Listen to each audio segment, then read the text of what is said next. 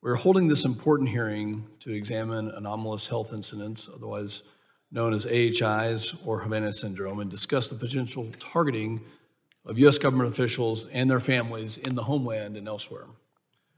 Although this issue has recently gained significant media attention, the issues surrounding anomalous health incidents or Havana syndrome are not new. Dating back to 2014, a number of U.S. diplomatic, military, and intelligence officials and their families have reported major medical symptoms that have affected their auditory and sensory motor skills. These issues became public in late 2016 after a group of Canadian diplomats and U.S. government employees and their families assigned to the U.S. Embassy in Havana, Cuba, began experiencing similar symptoms. After the reported incidents in Havana, government officials and their families began reporting similar symptoms in the People's Republic of China, Vietnam, Germany, Austria, Serbia, Australia, Taiwan, Colombia, as well as here in the United States. Multiple agencies within the intelligence community have conducted assessments in an attempt to identify the factors that cause AHIs or who, if anyone, is responsible for these incidents. Unfortunately, none of these studies could conclusively identify the causes of these incidents.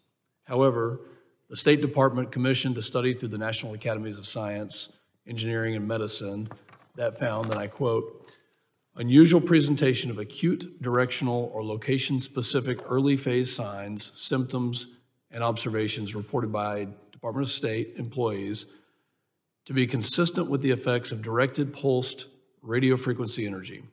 Many of the chronic, nonspecific symptoms are also consistent with known radiofrequency effects, such as dizziness, headache, fatigue, nausea, anxiety, cognitive deficits, and memory loss, end quote. Since the National Academy's findings, generally, the IC, the intelligence community, has stood by their initial findings and maintains that the origins of these symptoms are still unknown and not likely to be derived from the actions of a foreign adversary. Today, we hope to gain a better understanding of anomalous health incidents to address this pressing issue. And it's paramount that we acknowledge the gravity of this situation. And I think when you really look at what we're doing today, it's to have a transparent discussion, to talk to our three expert witnesses, to hear in a manner consistent with what they went through, what the facts are. And as Congress, the role on oversight is so important. That's what we're doing today. And so I'm proud that this is a bipartisan effort. And I now recognize the ranking member, the gentleman from California, Mr. Correa, for his opening statement. Thank you, Mr. Chairman. I agree with you. This is an important issue, deals with the health and welfare of our government officials as well as others. Thank you again, Mr. Pfluger, and good afternoon to all of you. Welcome to witnesses today. I'm here today filling in for our ranking member, Mr. Magaziner, who I'm happy to say he and Julia welcomed their daughter, baby daughter, to their family just, I think, a day or so ago. So Magaziner, Mr. Magaziner, enjoy your time with your beautiful family. Today's hearing has been called to examine the anomalous health incidents affecting a range of U.S. national security personnel, including intelligence officials, members of our armed forces, and diplomats. Sometimes referred as Havana syndrome, anomalous health incidents were first reported, as the chairman suggested, back in 2014 by U.S. personnel assigned to our embassy in Havana. Many have described the symptoms that were chronic and debilitating. Sadly, these incidents have not been isolated to Havana. U.S. personnel have reported such incidents as Hanoi, Vienna, London, Moscow, as well as here in the United States, in Washington, D.C., Virginia, and Pennsylvania. There have been several investigations into the cause of these incidents, including a study by the National Academy of Sciences, Engineering, and Medicine, several studies by Jason, an independent group of expert scientists, a brain imaging study by the University of Pennsylvania, as well as others, and that list is not exhaustive. Today, we have the privilege of hearing from retired Lieutenant Colonel Greg Edgren among our witnesses, who ran the Pentagon's investigation into these situations. We also understand the Intelligence and Foreign Service Affairs Committees have been engaged in an intensive bipartisan oversight of these anomalous health incidences for a while now. And last year, the intelligence community completed a coordinated assessment regarding the causes of these incidents and found no evidence of adversarial activity. I know the lack of a finding in these cases after nearly 8 years of incidences is a source of frustration for the victims and frankly for all of us as well. And I am pleased that recently the Biden administration came out with a statement that they will continue to conduct comprehensive examinations of these effects and their possible causes. The Director of National Intelligence, Ms. Arvil Haynes, reiterated these comments in her testimony to the Senate last week, stating that the intelligence community is continuing its investigations into what happened in these situations.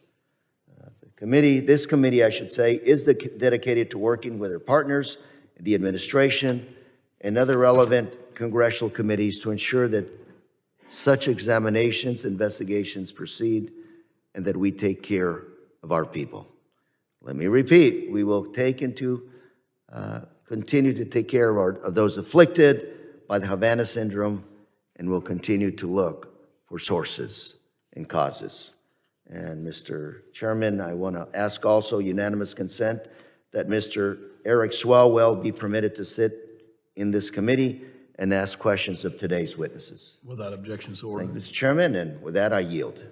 I think the ranking member and other members of the subcommittee are reminded that opening statements may be submitted for the record. We're pleased to have a distinguished panel of witnesses before us today on this very important topic. I ask that our witnesses please rise. Raise your right hand.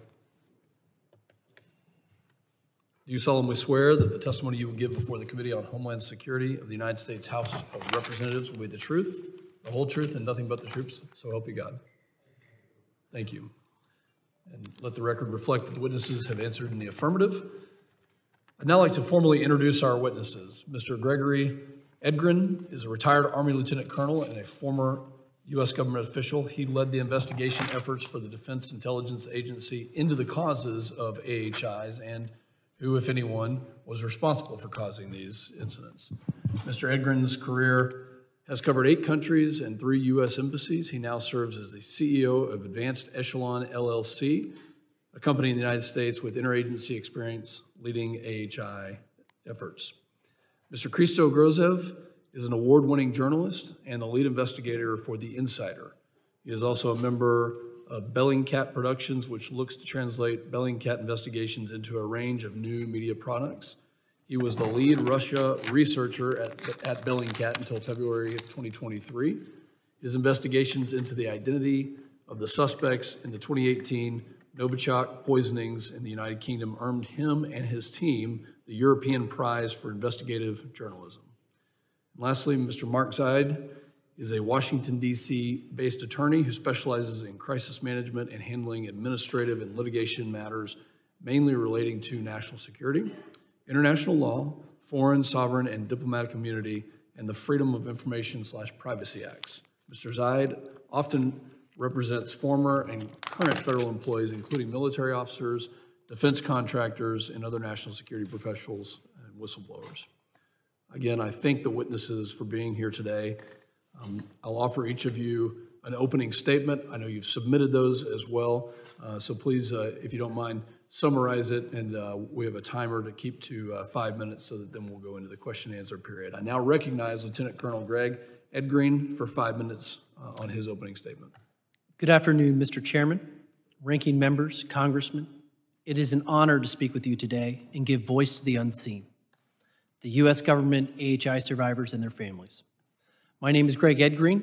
I stood up and led the DIA's task force, which was in charge of taking care of our survivors and determining the cause. For background, I'm not an analyst. I'm a retired Army and intelligence officer. The following are my personal opinions and do not represent the opinions of the government. Given the classification of this topic, many of my comments will have to be made at a future closed-door session. As a country, we have been here before. Most people think this all started in Havana in 2016, the widely reported Havana syndrome. This led to the U.S. withdrawing most of its staff and ending rapprochement between Havana and Washington. But before Havana Syndrome, there was the Moscow Signal. Soviet intelligence bathed the U.S. Embassy in Moscow with microwave transmissions. The health effects were similar to what we see today. There are many examples of syndromes and ailments from Americans injured in the line of duty that the government did not recognize for many years, which were eventually proven. Agent Orange used in Vietnam, the Gulf War syndrome, burn pits during the forever wars of Iraq and Afghanistan. In all of these examples, America took too long to acknowledge these injuries, and our service members languished without care. Havana Syndrome is no different. The gaslighting of AHI survivors continues to this day as history repeats itself. Throughout all this, I learned America's best men and women in national security are being targeted and neutralized in a global campaign. AHIs have been reported in the press in every continent except for Antarctica, with a large percentage of these attacks occurring in the homeland, in American, in this town. The impact has been that mission-critical government officials working abroad and at home are being removed from their post with TBIs. Don't take my word for it. Nikolai Patrushev, the secretary of Russia's Security Council, wrote in September 2023, and I quote, "In recent years, hundreds of employees of foreign intelligence services involved in organizing intelligence and subversive activities against our country have been neutralized." End quote. The American people are losing strategic warning and decision-making advantage in great power competition. America's eyes are being blinded, their voices muted, their ears deafened. This is emboldening our other strategic rivals, such as China, and could encourage North Korea and Iran to take similar actions with no repercussions.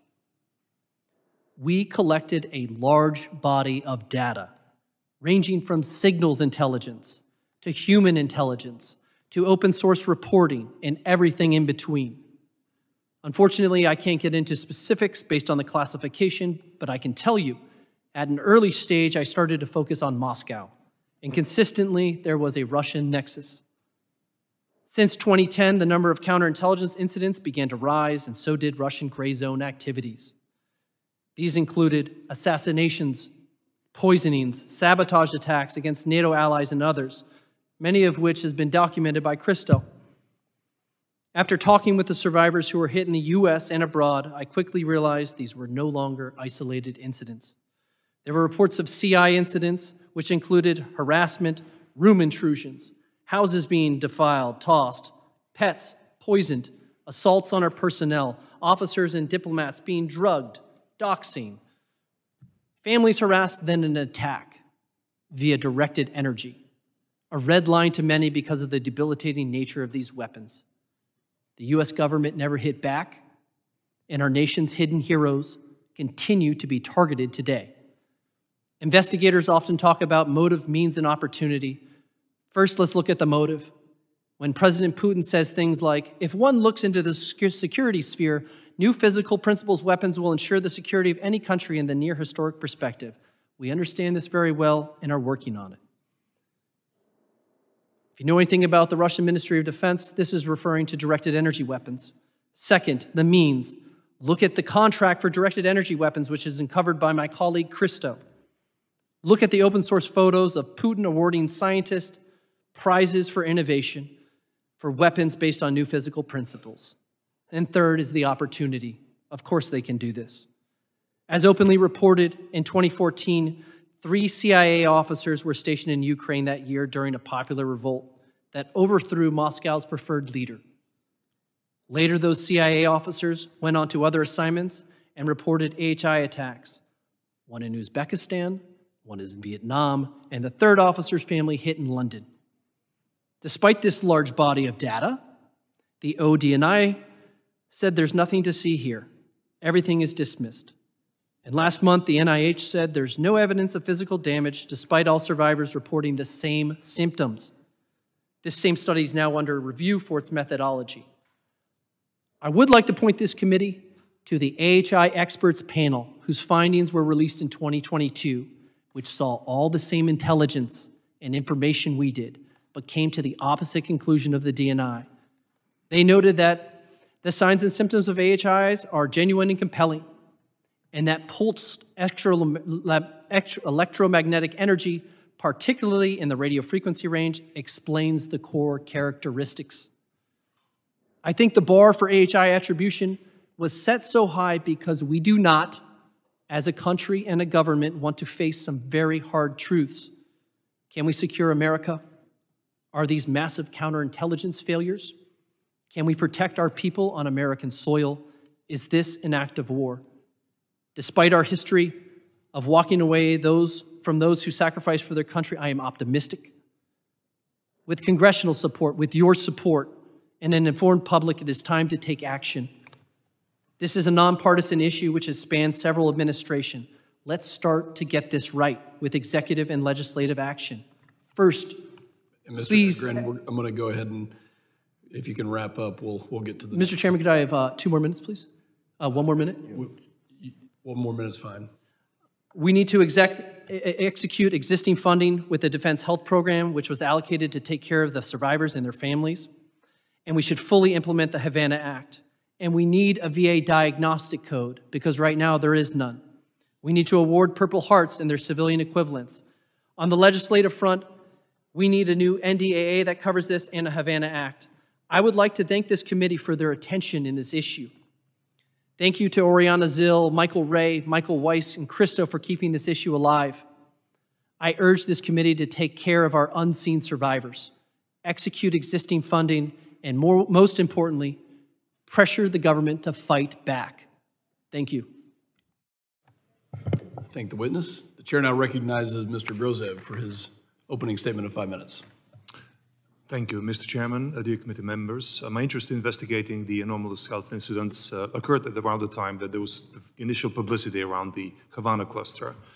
And as a journalist, I just watched from the sidelines and believed that U.S. intelligence and U.S. law enforcement are going to get us the truth. And I was looking forward to that until one day I was approached through a friend, a common friend, by a member of the U.S. intelligence community in Europe who advised me or nudged me or asked me to look into this independently. And I realized that there's something possibly limiting the capabilities or the willingness of U.S. Law enforcement or intelligence to do a thorough study. That's when I started looking into this as my own investigation. And over time, it grew into a multi-country investigation involving Der Spiegel in Germany, The Insider in Russia, and our colleagues from CBS 60 Minutes, with whom we joined hands in 2023. I would like to present a summary of our findings as of this moment, but mind you, our investigation is still in progress. Based on extensive interviews with victims, families, and also analysts who agreed to talk to us, we can now state that to our own comfort and conviction, there's at least 68 incidents that cannot be explained away with psychosomatic symptoms or pre-existing conditions. And we've taken those as the bare minimum that allowed us to create a time-space map. A time-space map that allowed us to geolocate these incidents and further match them to possible travel of potential culprits. And that was an important first part of our investigation. We established that the Russian government, as Lieutenant Colonel Green said, had the long-standing motive and plans to develop something that they call wave weapons. This is a term they use as a catch-all term for both acoustic and directed energy electromagnetic weapons.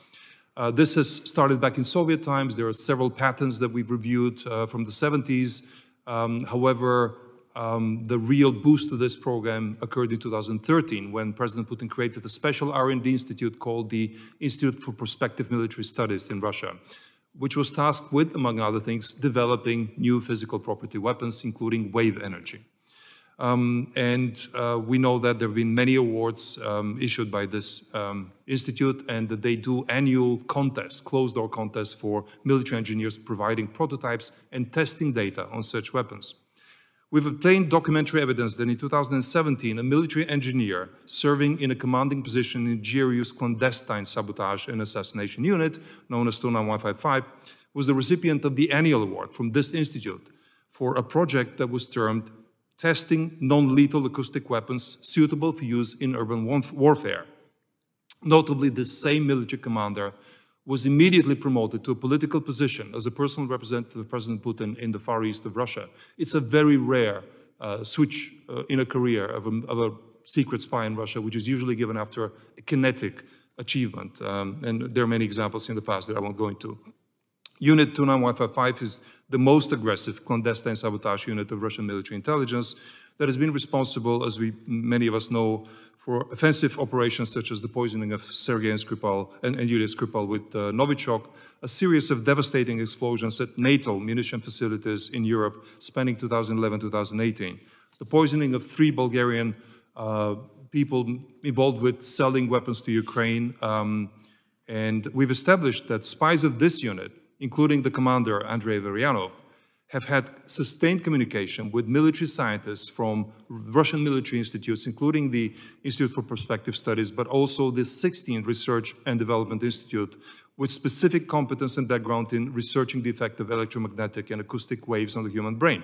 We've also established that a medical research facility affiliated with the GRU in St. Petersburg has shown specific interest in researching the effect of ultra and infrasound on the human brain, and a medical facility linked to that particular institute has conducted research in a very rare medical condition known as the Miner syndrome, which we have seen occurring among a sub-cohort of the actual American victims of AHI. And crucially, we've established that members of this same clandestine unit have traveled extensively around the world under false identities and have been in the proximity of, or within feasible reach, of confirmed AHI incidents in at least 4 cases, including Frankfurt in 2014, China in 2016 and 17, Tbilisi in 21, and further overlaps of people linked to this unit we've seen in Belgrade and Hanoi. The totality of the evidence uncovered by our team has proven that Russia has the motive, the means, and the opportunity to have developed and used non-lethal acoustic or electromagnetic wave weapons against members of the US intelligence and law enforcement community. Members of the unit 29155 were present in locations and at times directly preceding or coinciding with known Havana incidents in at least 4 cases, and there are many more that we're yet to discover. I'll close with just a personal statement. These findings present not a smoking gun, but a very plausible operational theory on the existence, origin, and culprits behind the AHI. I expect the United States intelligence community will address our findings on their substance, on their merit, including providing alternative explanations for why these people, who are known to only engage with kinetic operations, with assassinations, poisoning, and explosions, never in intelligence gathering, were at the wrong time, at the wrong place, if they continue to believe that none of this can be attributed to a foreign adversary. Thank you very much. Thank you, Mr. Grozev. And the chair now recognizes Mr. Zaid for his opening statement of 5 minutes.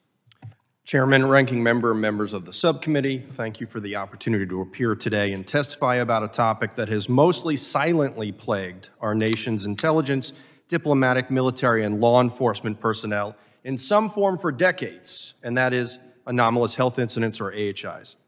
I've had the privilege of representing federal AHI victims and their family members for over a decade, years before the issue came to prominence with the 2016 attacks in Havana, Cuba. I now represent more than 24 federal AHI victims, as well as numerous lawful whistleblowers from within CIA, DIA, ODNI, NSA, Departments of State and Commerce, USAID, and the FBI. The victims are not just selfless public servants, but their spouses, children, including infants, and even pets. These criminal attacks have primarily taken place overseas on multiple continents, but have also occurred on our homeland, in Washington, D.C., Northern Virginia, Florida, and elsewhere. As part of my first case, I was provided an unclassified memorandum by NSA in October 2014, 2 years before Havana, that revealed the existence of intelligence information concerning a foreign adversary, quote, with a high-powered microwave system weapon that may have the ability to weaken, intimidate, or kill an enemy over time and without leaving evidence. The 2012 intelligence information indicated that this weapon is designed to bathe a target's living quarters in microwaves, causing numerous physical effects, including a damaged nervous system, end quote. Today's hearing can only present a sliver of relevant information. The overwhelming majority of evidence concerning AHIs is hidden behind classified walls. Having had authorized access to classified information on this topic, but without revealing that information. It is my view that the executive branch, particularly at the behest of and manipulation by officials within CIA, is not truthfully reporting what it knows. While I commend their acknowledgement that AHI victims are suffering genuine and compelling health effects, I am convinced that the evidence that exists in the classified arena directly contradicts the public conclusions expressed by federal agencies as to the origin, cause, and scope of AHIs. That review of that evidence would lead reasonable people to conclude one or more foreign adversaries are behind at least some of these incidents, and that numerous federal agencies have failed to fully undertake substantive investigations, deliberately delayed collecting or ignored crucial, credible evidence, and have intentionally withheld information even from sister agencies so as to influence and manipulate their decision-making process. There is intelligence, scientific, and medical evidence that substantiates the existence of AHIs and that some of the attacks were perpetrated by a foreign adversary. That evidence can be specifically identified in the proper classified setting. That said, there's a wealth of publicly available information concerning the history of directed energy, and particularly its scientific, intelligence, and military applications. I provide an overview in my written testimony. Given the many years our government has been experimenting with developing directed energy weapons, why would anyone not believe our adversaries are engaged in the same efforts? A recent investigation by 60 Minutes, Der Spiegel, and The Insider identified potential credible links between AHIs and alleged Russian operatives from Military Unit 29155. This included activities within the United States. What was the government's response? CIA doubled down that there is nothing to see and that it knew of and had already ruled out the same evidence. That is a blatant falsehood that has infuriated many serving members of the intelligence community because so much of the evidence to the contrary is available to them in reports, briefings, and cable traffic. Of course, this evidence is classified. Today's hearing is not going to solve the controversy that AHI presents, but there are many steps that Congress can take. These include ensuring continual and consistent health care for AHI victims, ensuring immediate implementation of and funding for the Havana Act of 2021, as well as amending it where necessary, investigating why law enforcement and other Homeland agencies have not been permitted to pursue AHI leads concerning criminal attacks on American personnel, and instead CIA analysts who do not possess the same skill sets or authorities have been allowed to control the investigations, and require the executive branch to develop comprehensive standard protocols that provide U.S. personnel and their families with guidance as to risks involved and how best to report any incidents. It is time for the U.S. government to be on the right side of history. I welcome the opportunity to try and answer your questions and providing you with classified responses in the proper secure setting. Thank you. Thank you, Mr. Tide. Members will now be recognized in order of seniority for their 5 minutes of questioning, and if time allows, an additional round of questioning may be called after all members have been recognized. Without objection, the chair seeks permission for the gentleman from Mississippi, Mr. Guest, and the gentleman from Florida, Mr. Jimenez, to also wave on to this committee. Without objection, so ordered.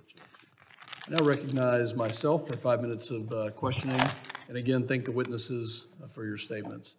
I'll start with you, Mr. Grosev. Maybe give us an idea of how this could happen in the United States.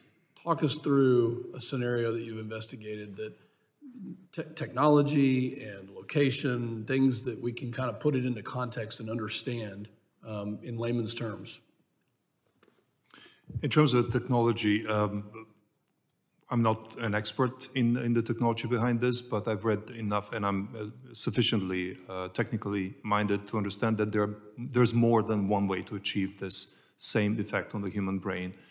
And one of the most disturbing denials that I've seen in some of the publications leading up to our findings being published was an attempt to create the impression that no technology would allow this impact on the human brain. That is provably untrue. There have been experiments that prove that both acoustic in waves, directed waves in the ultrasound, primarily the ultrasound band, but also electromagnetic directed energy, especially pulsed nanosecond energy beams in the millimeter band through something called the Frey effect, which converts electromagnetic energy into an acoustic band wave that can be within or without or outside of the audible band, can have the same effect on the human brain, which can have long-term concussion-like symptoms, but in really traumatic degree of concussion. So that is a given, and I don't think today we have the expertise to talk about that, but there's sufficient evidence that that is possible.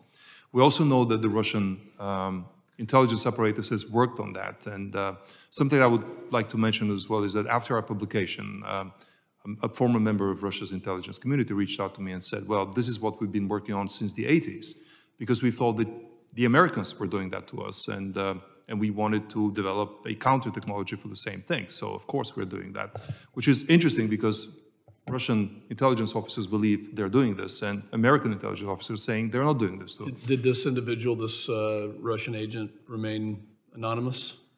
Unfortunately for their own safety, I'll have to leave them anonymous. But it's a person with, in my view, sufficient knowledge of exactly the intents, the red lines that this entity would be exposed to. We know that members of this unit have engaged with scientists who have worked on a project called reversal of epilepsy symptoms through radio waves, which, for anybody known how Russia intelligence formulates their findings for the public-facing domain, should read them as the exact opposite, creating, reversing essentially the polarity, might leave with the exact opposite effect, creating epilepsy symptoms, and so on and so forth. This interest is long-running for the GRU, for Russia's military intelligence.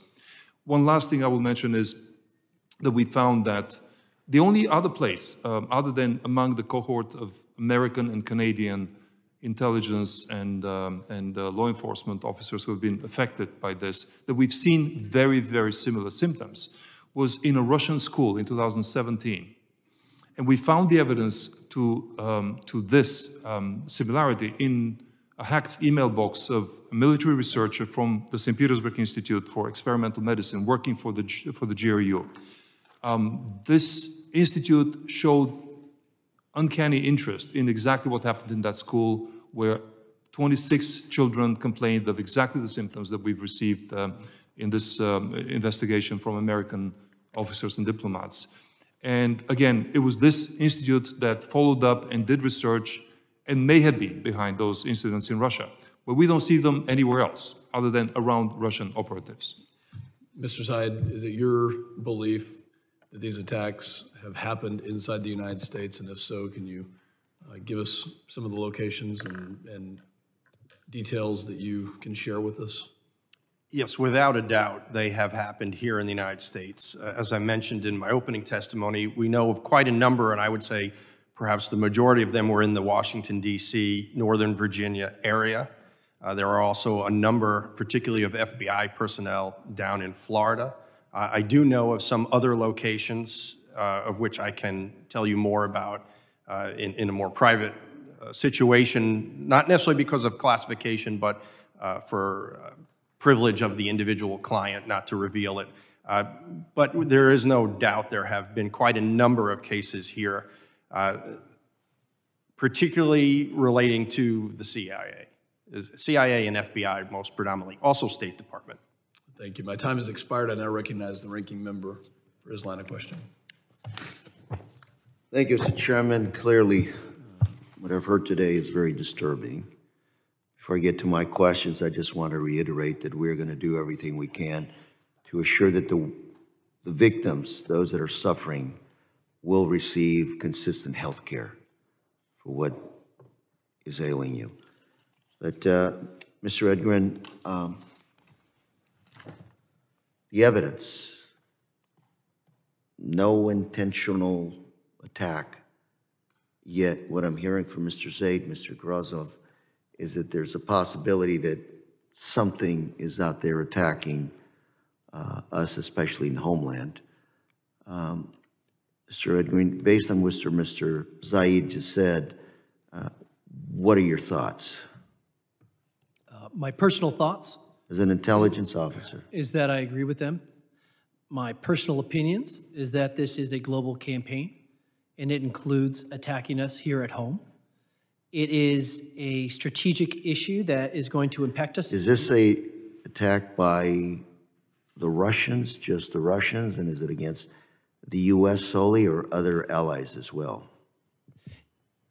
I have to be careful what I say here. So let me say this. And if I can, say what you can. And if you gentlemen feel better talking about this in a more secure setting, I'll start by we can saying work this. on that as well. Congressman, thank you for the question. Give me 20 minutes in a skiff, and I'll convince all of you. I know where the bodies are buried. I know the cabinets to look in, the questions to ask, and the people to subpoena. I will say that this is a global campaign, and it's focused on attacking our people, the best of our people. It's not the middle-range people that are being attacked. It's those that are succeeding and providing work that winds up on the president's desk every morning. So it's a massive issue. It's something that doesn't come to light, and it's something that, especially with the Department of Defense survivors, the unseen, they're totally left out of this because the Havana Act doesn't cover your active duty members. They're told to go to the VA, but there's no VA diagnostic code, so we're not getting them care. It's not consistent. We have funding available that's allocated that we could provide to take care of all of our people in our government. We're not using it. That's why I'd urge you to contact the Defense Health Program. In my last 2.5 minutes, would you say this is more on behalf of the U.S. government in terms of what we've been looking at? Is this more of a malfeasance as opposed to misfeasance? It's a good question. I'm sure, just like so many other issues, it's a combination. I can't explain some of the obstacles that those in the government have erected to block information. I can tell you, firsthand that I have... Your opinion would be that that information is being blocked? There is information that is absolutely being blocked from one agency to the other, particularly at the CIA. I mean, that's who we're going to point to the most, of information that the CIA has that its sister intelligence agencies it hasn't been shared with. And I can identify a number of specific classified documents in a proper setting. Mr. Graza, any thoughts? I would like to be the devil's advocate and allow for the possibility for some legitimate reasons why the U.S. government and intelligence offices, agencies might not want to make this a public issue. One of the few legitimate explanations for this, in my mind, is the fear of proliferation of such a weapon in case it becomes widely known that it's achievable, feasible, and maybe not too costly to manufacture. That's why I don't require public answers to our findings, but I encourage skiff answers to everything we found out to you and to government, so that we exclude the possibility that it's, if that is the case, of an attack on American officials by the Russian state. Is there any way to protect our officials from these weapons? This is exactly why I do not take into account a possible legitimate reason for hiding this, because from my personal point of view, making this public is the best protection. My last few seconds, Mr. Edgren. Any thoughts? The best way to protect our people is to fight back. When you're hit in the shadows, you have to hit back twice as hard and tell your adversary why you did that. Thank you, Mr. Chairman. I'm out of time. I'll yield. The gentleman yields. Now recognize the gentleman from Arizona, Mr. Crane, for his 5 minutes of questioning. Thank you, Mr. Chairman, for holding this hearing today. Thank you to our witnesses for showing up. Many Americans, including other members that I've spoken to recently, don't exactly know what to think of these anomalous health incidents. I spoke to one the other day, just yesterday, who said, I thought that was debunked. Like Havana syndrome, where our citizens are claiming very serious medical conditions following perceived attacks. And after hearing your testimonies, it sounds like all three of you believe that These are hostile actions orchestrated by our adversaries against American citizens. Is that correct? Yes, sir. Yes. Not all of them, of course. Okay. And I can't remember which one of you said at least 68 incidents that you believe to be attacks using these type of weapons. Is that correct? At least 68 incidents, I said, cannot be explained away with pre-existing conditions or psychosomatic symptoms. Can you go over again real quick, Mr. Groza, why you believe that our nation's own law enforcement and intelligence investigations have concluded the opposite of the claims made here today? One general observation, and again, I don't know the answer, but based on my 10 years of investigation of Russian intelligence operations and observing the parallel findings of law enforcement and intelligence publications, I find that there's an over-reliance on something that a colleague and a victim, a colleague of the victims and a victim himself, called the drinking straw insight that is unfortunately used for many of the conclusions. Reliance on human intelligence sources that may be recruited within the Russian intelligence community, who are asked, do you know if this is you guys? And the answer may be no, and that may be a very honest, sincere answer. From my investigation, it's clear that any operation like this is heavily compartmentalized and it's firewalled to a degree where even other members of the same unit might not be aware that this has been going on. And to rely on human intelligence for conclusions of this stature is probably very inefficient. What we do find is unexplained travel. We find unexplained communications that all point to a very plausible and internally consistent theory that these people are behind the attacks. Again, I can see several reasons why the U.S. intelligence might not want to make that public, but they must make it known to qualified and in a secure setting and provide answers to our findings. Guys, if your assessments here are correct, these are very covert weapons, aren't they? They don't leave behind bomb fragments, bullet holes, etc. They could absolutely be used by our adversaries and have very low levels of, very easy to deny that they were even there, that they were used. Is that correct? That's correct. There's no entry or exit wound.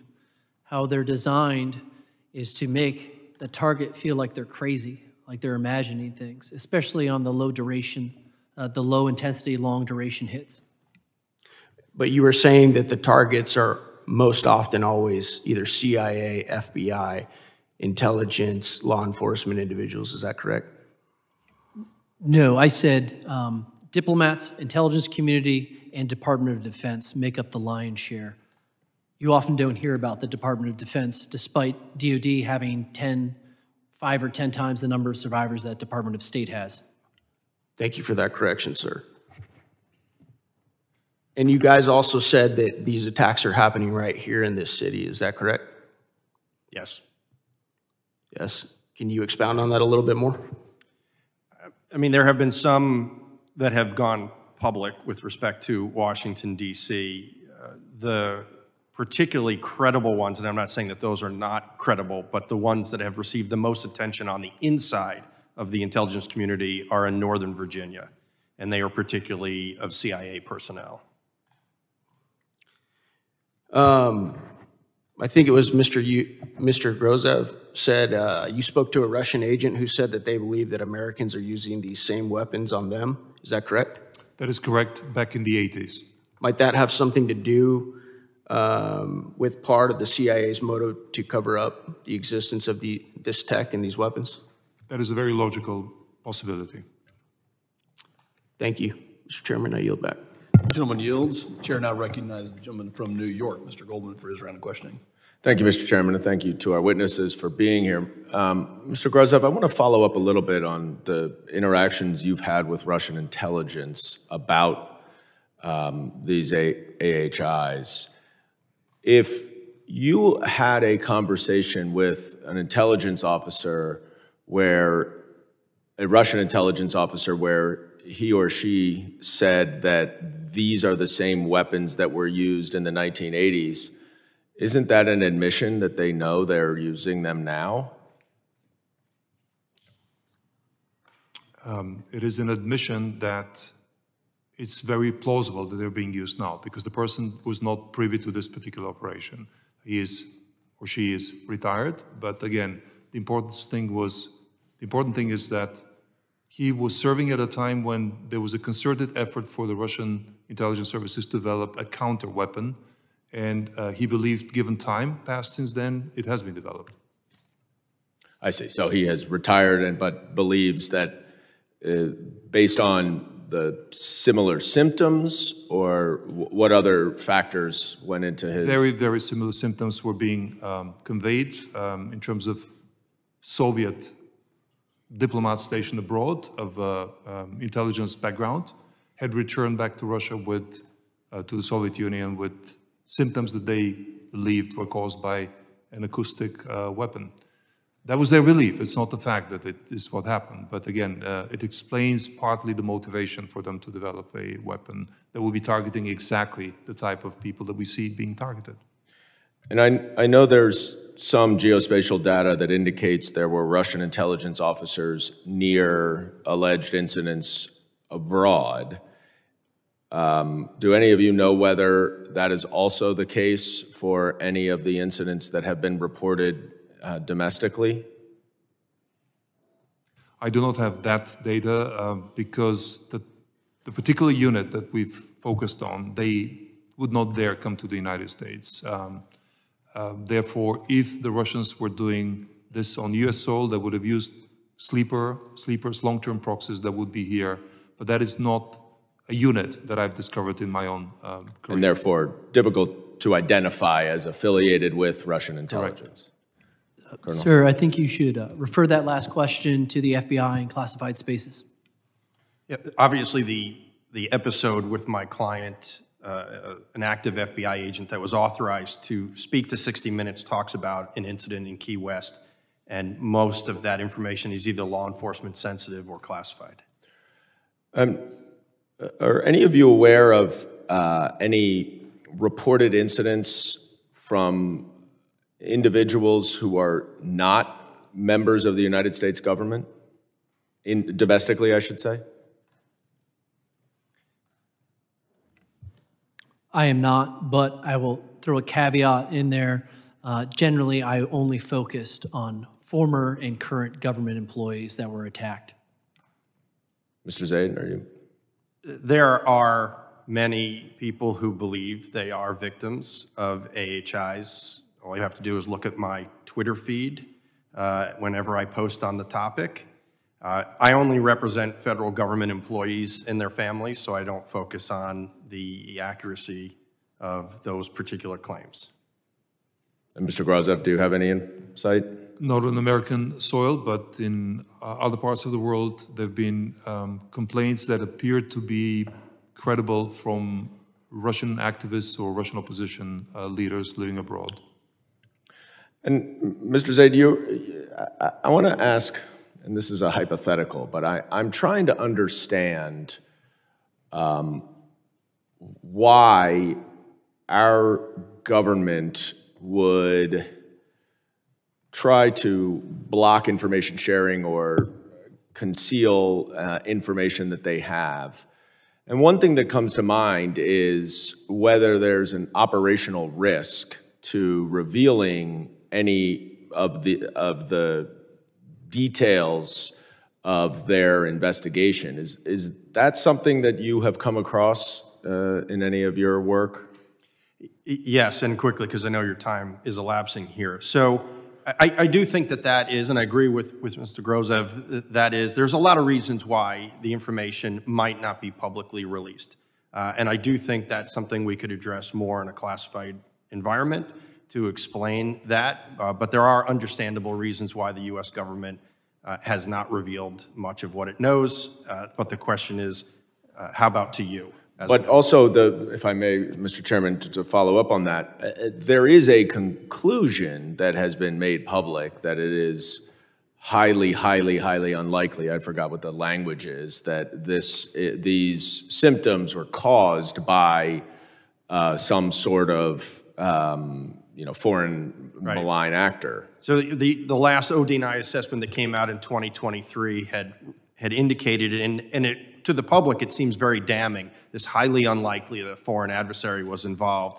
But if you actually look at the levels within each of the agencies as to the level of credibility that they have assessed to that is actually quite low for most of them. And there's a lot of pushback, even internally, among some of the intelligence agencies as to the qualification of that information. I'll say just very quickly, finally, they talk about, in particular, I think one of the CIA's public documents, that many of these cases can be explained through environmental factors, pre-existing medical conditions, but they don't explain any of that, which could easily be said in another sentence. The environmental factors include the following, whatever, whatever.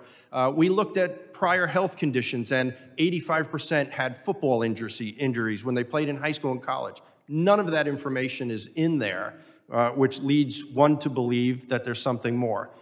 The other thing I'll say just really quickly on that, the news media missed the story on that CIA assessment. They said they looked at more than 1,000 cases, and they concluded the vast majority could be explained otherwise. But there are at least 24 cases that even the CIA acknowledges they can't explain away by any other alternative factors. That, to me, is the story that should have been in the New York Times and the Washington Post, Wall Street Journal, that there are 24 cases the CIA can't even explain away. Is that part of your 68, Mr. Grozov? Absolutely, yes. Mr. Chairman, thank you for indulging. I yield back. Gentleman's time has expired. The chair now recognizes the gentleman from California, Mr. Swalwell. Thank you. I thank the chair and our ranking member for allowing me to wave on to this hearing. And I thank the panelists. This is an issue that I know well from 8 years on the House Intelligence Committee. And I first just want to say to Mr. Zaid that your clients, who you represent, are heroes, and the people who were subjected to this are American heroes. I've met a number of them, and they served their country abroad. They toiled away, oftentimes without their family, leaving everything here in the United States, and oftentimes without any of us really having a sense of what they are doing, and they were exposed to this. And this condition, when you meet with the victims, is completely debilitating. It changes your life, it turns it upside down, and if you're a young parent, life is already disorienting. And if you're subjected to this, it's even more difficult to be a parent. Put yourself through this, the questions you have. But something that I've been struck by in meeting with so many of these victims is, yes, they want to get well themselves. They have an obligation to their families to take care of their families. They have expectations of the agencies that they work for. But in every single one of them, they want to share as much as possible to prevent the next attack.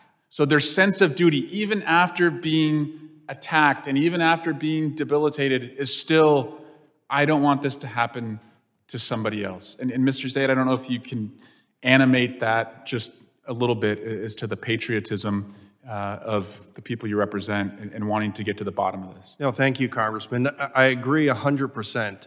And it was mentioned by Mr. Ed Green, the notion of these oftentimes are the best of the best who have been impacted. And I have heard repeatedly from so many of them that what they want to achieve here is to make sure that their peers, their colleagues, and their future colleagues do not have this happen to them. And they want to go back to work. I mean, this is, most of them were in their 30s and 40s when they were impacted and would still have long careers ahead of them. And they want nothing more than to put their efforts into working for the national security interests of the United States. They are true heroes. I agree 100%. And as we think forward about, what can we do and this is the Homeland Security Committee. Obviously, this issue crosses jurisdictions, the House Intelligence Committee, Armed Services Committee, and Homeland Security Committee. But I would just welcome from the Lieutenant Colonel, how should we be thinking about this on the homeland? And if this is indeed, a foreign adversary, using a technology or a technique, how do we prevent it from coming onto the homeland, where the target environment is even richer than Americans abroad? Thank you, sir. First of all, I must say that, yes, there's much needed legislation. We need a new Havana Act, something that's not a one-term payment. It was a great step in the right direction, but it had some shortcomings that we're going to fix in the next go-around. What you're referring to would obviously have to fall under the next Homeland Security Act and securing our borders.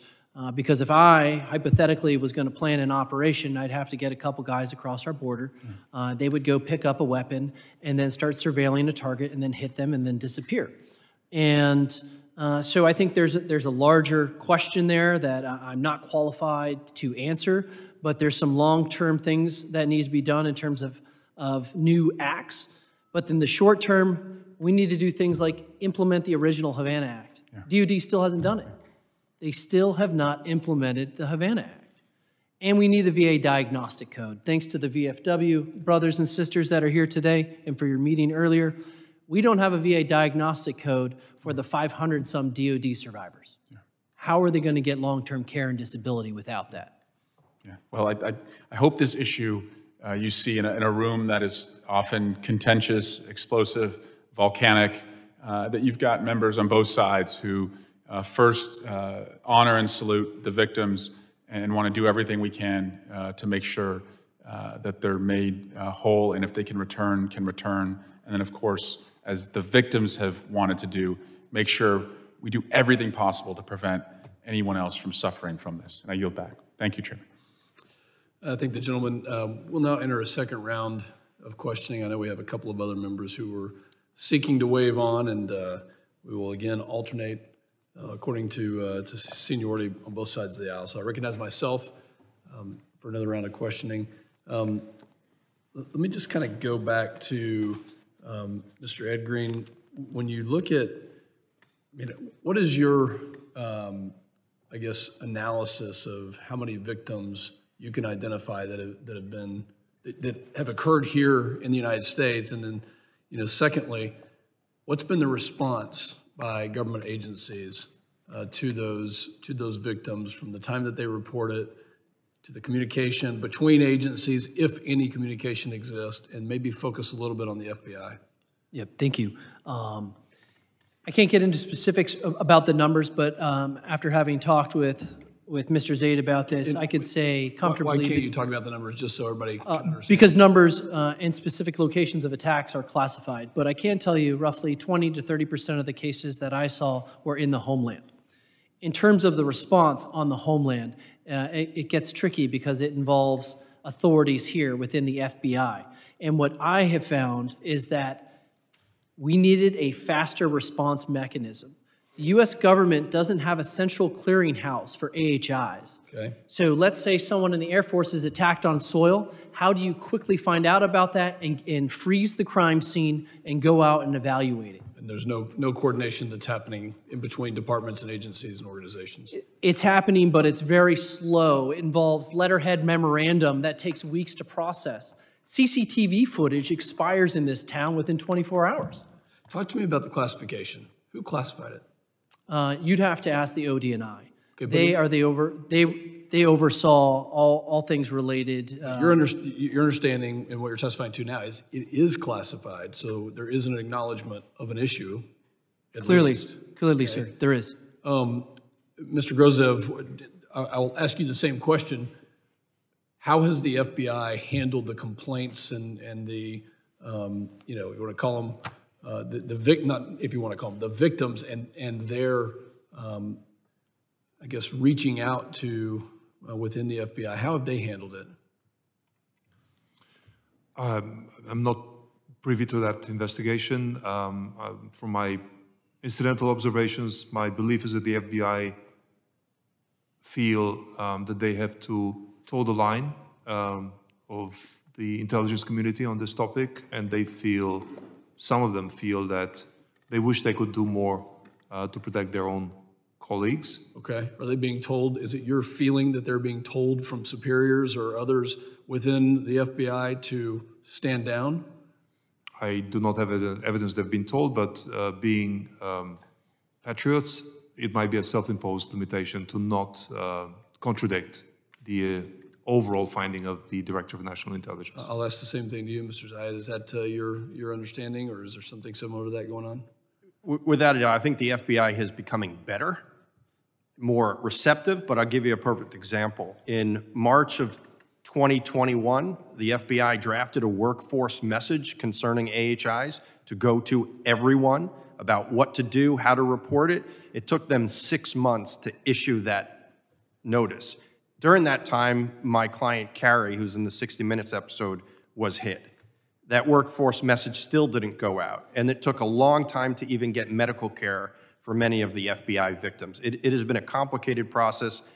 There are specifics that we could absolutely provide to in a more protected environment, more so for the privacy of the individuals, but also from a classification standpoint that would show you where the system has broken down. How high does this go? I mean, we're talking about, as has been testified to today, high, successful, well-performing people, but I mean, can you give us some details about how high this goes in our government? From a victim standpoint? Yes, or from a victim standpoint. I mean, it has been reported individuals connected to the NSC and the White House have been impacted. As Lieutenant Colonel Ed Green, those that could brief the president up to. Yeah, and some, I mean, some of them have been public in some prior 60 Minutes episodes of believing that they have been impacted. And I mean, there would be evidence that would be in the classified sphere. Of the incidents that are happening in, say, Northern Virginia, Washington, D.C., are family members also reporting having symptoms and being attacked? Not as many. Usually it has been in the overseas locations where the family members have been impacted, generally because it is, as I described in that NSA memo, bathing the residents. And, you know, they have no idea who might be inside the residence. Yeah. That's where literally pets have been impacted because they've been in the beam, the wave, whatever. There have been government buildings impacted in Northern Virginia, and it's usually been individuals either in their home, hotels, or driving. Is it the panel's belief that this is primarily happening from attributed to Russian operatives? I've said this before, there's an extremely strong Russia nexus. Inside China, I think that changes a bit. And quickly, Mr. Grozov. We have the specific evidence of Russian operatives being in China at the time when American diplomats suffered incidents. This could not have happened without the knowledge and at least passive cooperation by Chinese intelligence, which means Chinese intelligence would be exposed to the capabilities and possibility of such a weapon, which probably means they have developed their own version or borrowed it from Russia. Thank you. All right, my time's expired. I recognize the ranking member. Thank you, Mr. Edgren. We started talking about, the lack of government action recognizing this issue. You compared this to Agent Orange and some of the other ailments our military personnel have suffered, and it takes decades to acknowledge that, yes, this is an issue, it's a medical issue to be taken care of, to be treated on a long-term basis. It's kind of where we started today. I think that I agree with you and with Chairman and Mr. Swalwell, who worked on this issue for a long time, that we do have to take care of the victims the best we can. Now we're shifting to something else, which is essentially a cover-up. What you all are saying is there's a government cover-up of the fact that something is out there afflicting, targeting us. Is this where we're going with this? Thank you. Great points. I won't get into classification of the problems. I will tell you that the government in the IC assessment is wrong. It's dead wrong. I can't tell you if it's a cover-up, why they're doing this, malfeasance. I won't go there. What I can tell you is that it's my firm belief we already have attribution. Right now is the time for action, retribution. And we need to prioritize taking care of our people because there's a lot of survivors and their families that have been attacked here in the homeland that are in a long wait line to get to Walter Reed because we're not executing funding that's already been allocated by you gentlemen to take care of these survivors. You fix Walter Reed and the Defense Health Program, everyone benefits. Mr. Zaid. So, sir, I've been working in the national security field for 30 years, representing some of our most covert intelligence officers, who I respect a great deal, and the agencies. The word cover-up, I will tell you that there are many legitimate reasons why there could be what the agencies are doing, to explain why they are doing it. What I will tell you is Would you that say, the public would you use a statements- cover-up as a statement or other words? So cover-up would depend on intent. There could be good reasons to withhold information. I will say that the public statements that the executive branch is making is inconsistent with the classified record. And then it would be Congress's job as an oversight authority to determine why that is, whether it was a legitimate reason to mislead the public or because of some nefarious reason, or all the above. But the record on the inside in the classified theater is not consistent with the public statements. Mr. Grazev. If this is true, and it depends partly on classified data that I'm not privy to, then it's a judgment call that was made to mislead the public in the interest of national security interest. But it will be up to Congress to decide whether that judgment call was correct. One additional effect of such a judgment call that may not have been taken into account is the effect of encouraging the hostile power.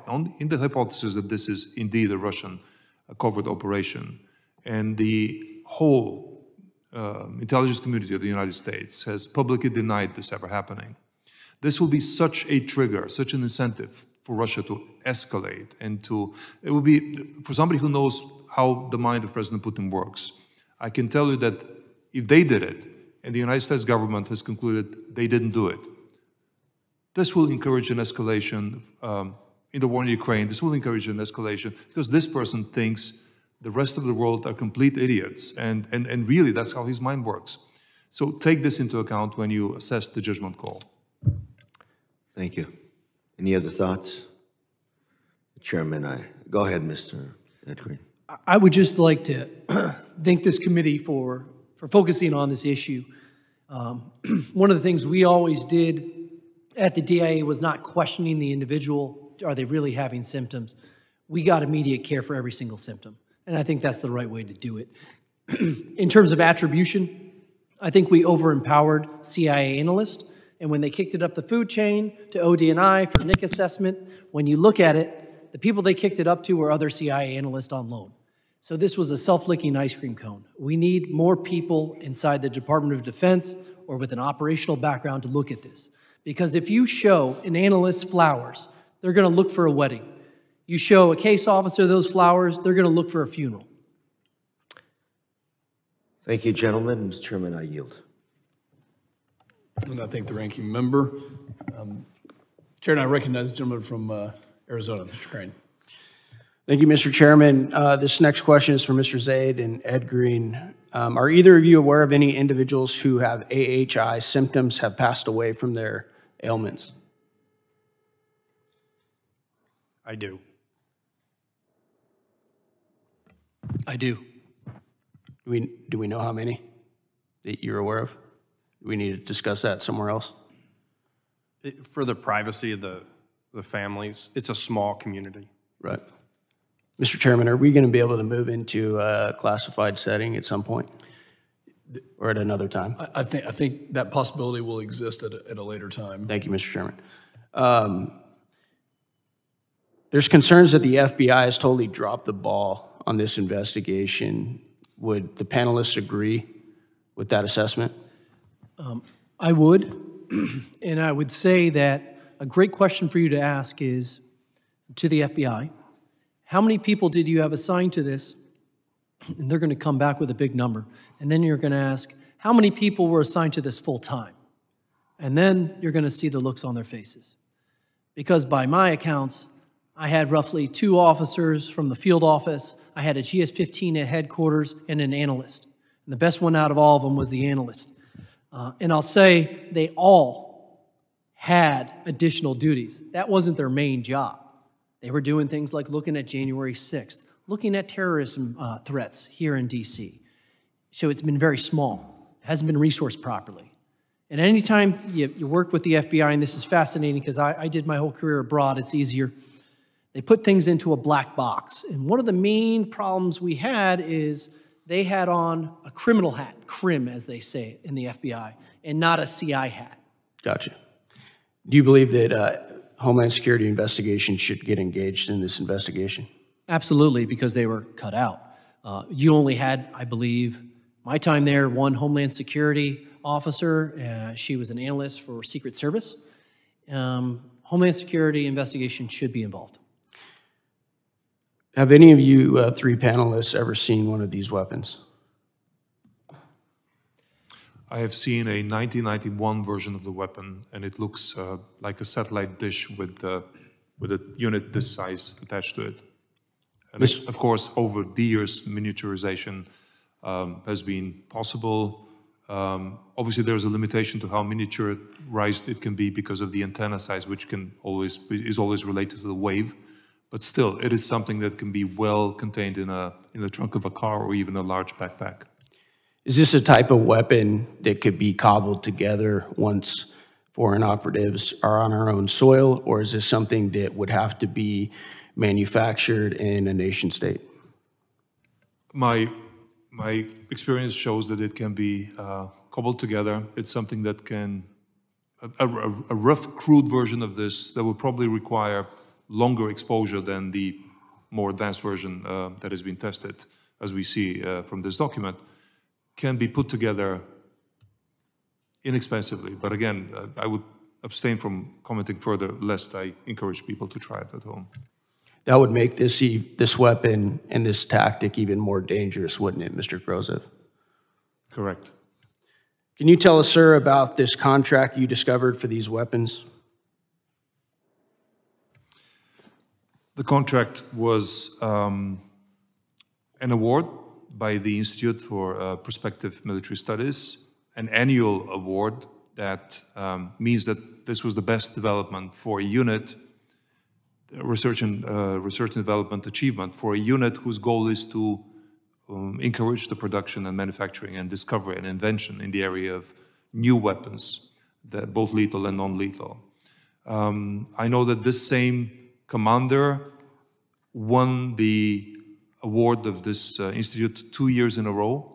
We're only privy to one of his devices, to one of his achievements. We don't know what the subsequent years' delivery from him was. But again, I mentioned this in order for you to understand that the perceived value, the perceived merit by the Kremlin of this particular award, of this particular achievement, was high enough for it to be the only award for the year, and for this person to achieve a political placement, a position that is not usual for a security operative. And this is the value of our finding. This was a very momentous moment for the Kremlin, this particular achievement. Mr. Chairman, can I have 30 more seconds? I think it was you, Mr. Grozev, who said that in your investigation, you were able to conclude that one of these units who was operating on our soil was found near individuals that contracted these illnesses. How were you able to confirm this unit's proximity to individuals who experienced these injuries? We've used over the years a amalgamation of data sources from the Russian market of data, which is a unique phenomenon. We've obtained border crossing data, we've obtained ticketing data, hotel reservation data, and telephone communication data for essentially 60 members of this unit that we've identified over the years. Have any of them been apprehended, Mr. Grozev? Several of them have been indicted. 6 of them are indicted in Bulgaria over, including the person that we just referred to, the engineer who discovered the acoustic weapon or delivered it. They're indicted, but they're hidden, well hidden in Russia and cannot be apprehended. Thank you. Mr. Chairman, I yield back. Gentleman yields. This now concludes the questioning portion of the hearing. And I'd like to thank the witnesses. I'd like to thank you for your time, your service, for being able to come here today and share with us. Obviously, as my colleagues on both sides of the aisle have said, the health, the well-being of all of the service members and government officials, it's very concerning. What we've heard today is very concerning. And, you know, I think as we look at the next steps, I would just encourage continued communication with this subcommittee, with other subcommittees and committees that are looking at this as well. The members of the subcommittee may have some additional questions for the witnesses, and we would ask you to please respond to these in writing. And pursuant to Committee Rule 7D, the hearing record will be open for 10 days. Without objection, the subcommittee stands adjourned.